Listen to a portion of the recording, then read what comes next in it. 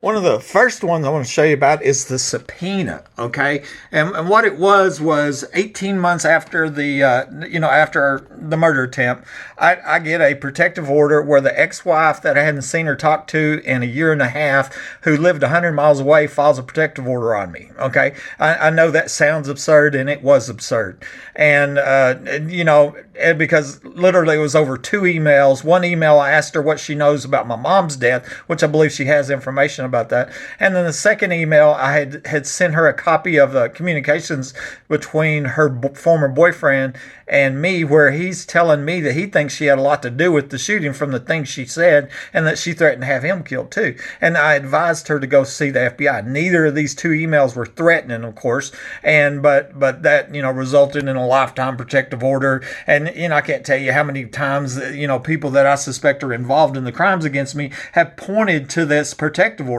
I wouldn't, there was no charges filed. I wouldn't, I didn't break no laws. Wasn't found guilty or nothing. This is a protective order from somebody who lived 100 miles away, I hadn't seen in a year and a half, that's alleged to be involved in the shooting. That's what about. But as part of that, my attorney subpoenaed all police records, okay? And that was, that was having to do with me being shot in my home. Because remember, I filed divorce 5 days before I was ambushed and shot, and that was a 3-month marriage. And if her friend, come to find out her lifelong friend was the detective that closed my case, if her friend would have ruled my murder an accident, she's going to become very rich, instead of getting nothing from a short marriage. And so anyways, I just wanted to show you that. Cynthia is was my attorney, Cynthia Clack. And so I have signed by a judge a subpoena for, I have the right to these records. But what you're going to see is I'm still, even years later, being denied the records. Okay. And so what happened here is after I'm shot and I get to the hospital and the private investigator suggests I get the records, when I order the records, I don't get a police report for the night that I'm shot, January 28, 2012. And I didn't know it existed. I didn't know a police report existed because they didn't give it to me. And so I had pictures of police, on my cameras, timestamp security pictures of a police, or looked like police. But I didn't have a police report because it was actually being hidden from me. Okay. And that's what caused the secret police. And so it's pretty famous. My first reward, this is an old meme I posted on Facebook. I offered $100 for the identity of the secret police, and they ended up becoming world famous, I'm making videos on them, tens of thousands of people seeing them, first known secret police gang since Nazi Germany. These people stayed secret for 6 years before a private investigator identified them, And here you look at the date. The police report I got was for 1/29/12, and that was actually when they were caught inside my house, was 1/29/12. But what had happened was the record for them being in my house was on the 1/28/12 police report, and it had been unknowingly withheld from me, okay, when I requested the reports. And that's what caused the secret police, okay? And so I've been a little sick lately, so I'm coughing, excuse me.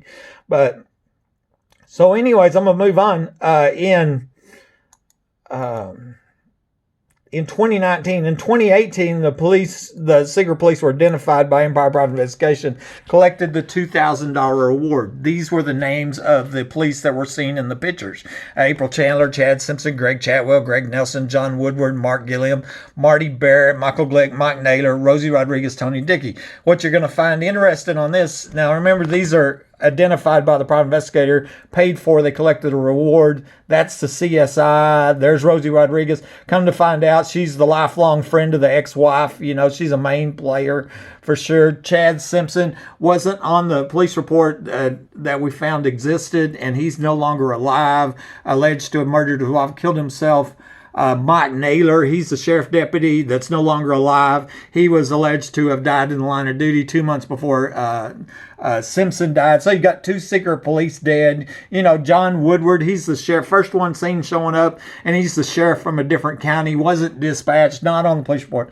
Well, I finally get the police report for 12812, and like I said, it included the stuff for 12912 for that night. And then I get the names here. So I'm comparing the names from the police report that was withheld for 7 years and to here. And you find out which ones don't match, which ones are not there, you know, and you're seeing. And then this is what we call the second entry in 3 days after I was shot on 120. And that one I had the police report for, and it showed who was there. Okay. And you'll notice that the only person seen on both entries to my home was Rosa Rodriguez, the lifelong friend of the ex-wife. Okay. And obviously a main player. And so there's a few other important ones. Tony Dickey was a lieutenant, right? And he was inside my home per the police report at 11:03, but he wasn't seen arriving. And we're going to talk about that more. There was 5 police officers that were actually seen or listed. So this, you know, this is just too much to go through. I'm not going to go through it, but this is the police report that was withheld for 7 years from me. And I got it from a records request. And I'm going to show you that in a minute and how to do that, whatever. But what it's showing the names here. And like I said, that I had to go through it with a, you know, line by line. But, you know, first person dispatch, April Chandler, Matt Davis. But, you know, and I'm the one at the 7-Eleven there. And it was Rosa Rodriguez climbed in my truck, but she's not here. You know what I mean? So right off the bat, it's a falsified police report. April Chandler says she climbed in my truck, and it wasn't April Chandler. It was Rosa Rodriguez, you know? And then you also see where here, down in here, where April Chandler goes to the hospital at 11:07. She gets there at 11:17, right there on scene at the hospital, 11:17. But at 11:03, she's at the hospital filling out a police report, you know, saying Mr. Webb caused himself to suffer a gunshot wound due to his paranoia, right? And of course, triple proof shows I wasn't even shot with my gun. And so, anyways, going through this with fine-tooth comb, what I find out is 5 police officers, Davis, Dickey, Chatwell, Angel, and Hale, were listed as being at or in my home, but they wasn't seen arriving. Okay, because the security cameras caught Woodward and Naylor driving up, and their names are not on this police report. Okay, we got them on camera, identified by the private investigator, and finally and so now you know why they hid this report for 7 years, because it had incriminating evidence on it. It showed that, you know, these 5 police officers at or in my home, one of them inside my home. Here Dickey's going, oh, nobody in the house, what's a booby traps? And of course, there's no booby traps here. There's no booby traps in evidence. There's more lies. And, but it placed them inside my home, but not seen arriving. And so what did that tell me? That told me they were under my home, and it was somebody under my home that shot me. Okay. And multiple people said tunnels, underground facilities here, all that. I believe a party was going on in the underground facility in the backyard, what I suspect, and they were probably there at that party. Here I parsed it, you know, the big long police reports for the timestamps, and I show here when my cameras are you know, this actually shows when my camera out front were disabled by police, and it happened 22 minutes after Woodward and Naylor showed up, and it's always been assumed it was Woodward and Naylor that disabled these cameras, but it happened at 11:22. Well, before 11:22, I got 5 police officers at or inside my home, and they wasn't seen arriving. The only people we seen arriving was Woodward and Naylor, and they're not on the police report. Okay, so you see the problem here, and all this come about because the point I'm making is the records request is this police report had been withheld from me. It had been withheld when it was subpoenaed in 2013, okay? And it was withheld even before that when I requested documents right after. It's what the withholding the police reports what caused the secret police, okay? And why did they withhold it? Because it had incriminating evidence on it, okay? There is another police report that was withheld, okay? And this one, there's not a lot made of this. I haven't done any videos on it. I posted about it a few times on my Facebook. And we're going to look at the date on it is December 9th, 2012. That's the year I'm shot. That's about, you know, at the end of the year. I'm shot in January. This is December, okay? And by this time, what had happened is I had put a Vivint alarm system in my attic, okay? And Vivint recognizes a person in my attic and calls the police to my home, okay? And an alarm is in the attic. I didn't call the police. You know, the Vivint alarm system that I paid for went into alarm to prove what I was saying all along, okay? Now, keep in mind, April Chandler's the one that put this paranoid schizophrenic, and I was cleared by mental health at the hospital. That's a lie. I've never been diagnosed with that. And she made that up to cover up this capital attempted murder, period. Okay, but here might be the reason that this report was withheld for all these years, okay? Because I didn't get it until 2019. They changed this alarm to a warrant call. They were going to arrest me, okay? Keep in mind, Vivint calls the police to my home because the burglars are in my home. And the police here are going to arrest the crime victim. I'm under a home invasion, and for whatever reason, they changed it back and then marked it accidental, okay? And I'm thinking this is why that this report was withheld from me from, you know, when it was requested in 2013, December 2013, and so I didn't get it till 2019, you know, 6 years later.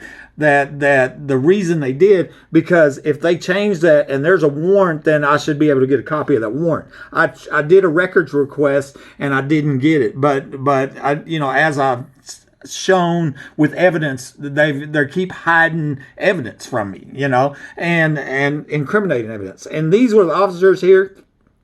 And this is real interesting because one of them is Michael Chandler, and that's the husband of April Chandler. Remember, she's the one that was caught by the police report lying. You know, she's at the hospital filling out her report, but the police report says she's at the 7-Eleven. And that's only one of her many lies, because remember, you know, it was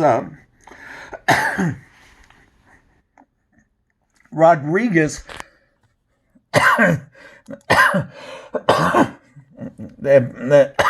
excuse me, that met me at the 7-Eleven. This is the second Vivint alarm, and this one I did have the police report for, okay? And once again, here it is. There's the slander, you know. Interesting on this call, Chad Simpson is on the call. He is one of the secret police we found out, you know, 6 years later, and he's the guy that was alleged to murder his wife, Sandra Simpson. And if anybody would say anything, Sandra Simpson is an innocent victim like I am. You know, she was murdered, you know, in her home, just like they tried to murder me in my home, and she was murdered by a secret police, the guy that was at my house, okay? And then the other guy is Steve Bracken that was here, and no child. He thinks there's people in the walls. And I got a feeling that was an inside joke, because that's exactly what's going on. They've rigged this home, tunnel access, you know, and they're coming up a wall, etc. And but not just my home, people all over Midland, Odessa, Texas, multiple others. All this talking's killing me. Multiple other states reporting people in the attic. Sorry about that. I'm going to move on and try to get this short because I'm coughing. Can't breathe. And this is a Midland City Attorney's Office. You can see the date on it. It's not even a year old. And a subpoena for all police records concerning...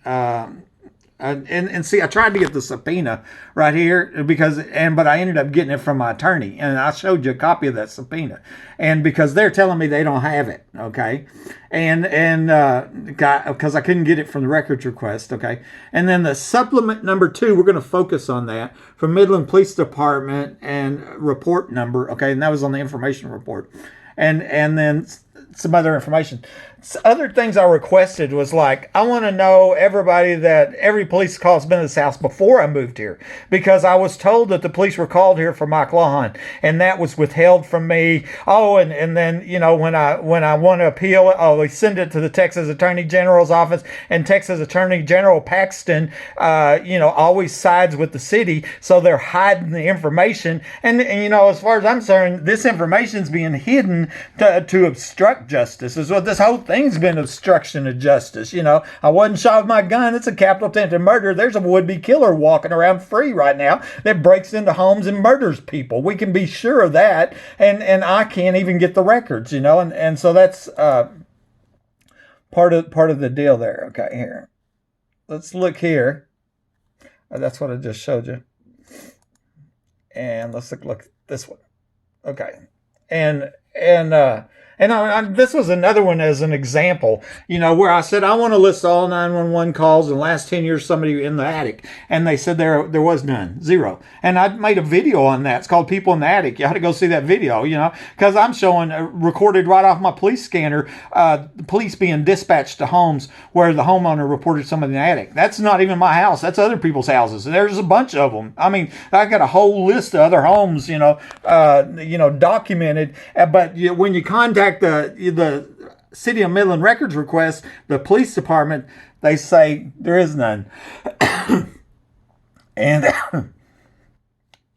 And then I'm focusing on, where, remember on the voice recorder, I've made that before. I made a big point of the voice recorder being stolen, and no empty shotgun shells were found. And then all of a sudden, they send me a modified report where they hand wrote it in. They scribbled out one piece of evidence and hand wrote it in. I kid you not. I show proof of that. That's not what this is about. But I want to show you what's going on. We're talking years later, and I make a point that, hey, look, there's no empty shotgun shell. That means I wasn't shot with my gun. And so they scribble out one piece of evidence and write in empty shotgun shells. Literally, that's what's going on here. Okay.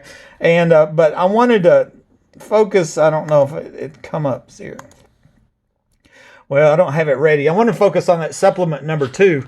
But on the information report, I want to say this. Supplement number 1's there. Supplement number 3's there. Number 4, number 5, number 6, number 7, number 8. Supplement number 2's missing. I got a feeling supplement number 2 has evidence that they're trying to hide. And that's how come I'm not getting it. And even when I go to the Attorney General's office, and my requests are denied, and unless I've got big pocketbooks like the, Odessa American, I want to sue the state, and they're using taxpayer dollars to hide evidence I should have been provided already on a subpoena. That's where we're at. And what's this to do? It's to cover up a premeditated capital attempted murder. Talk to you later. Anyway.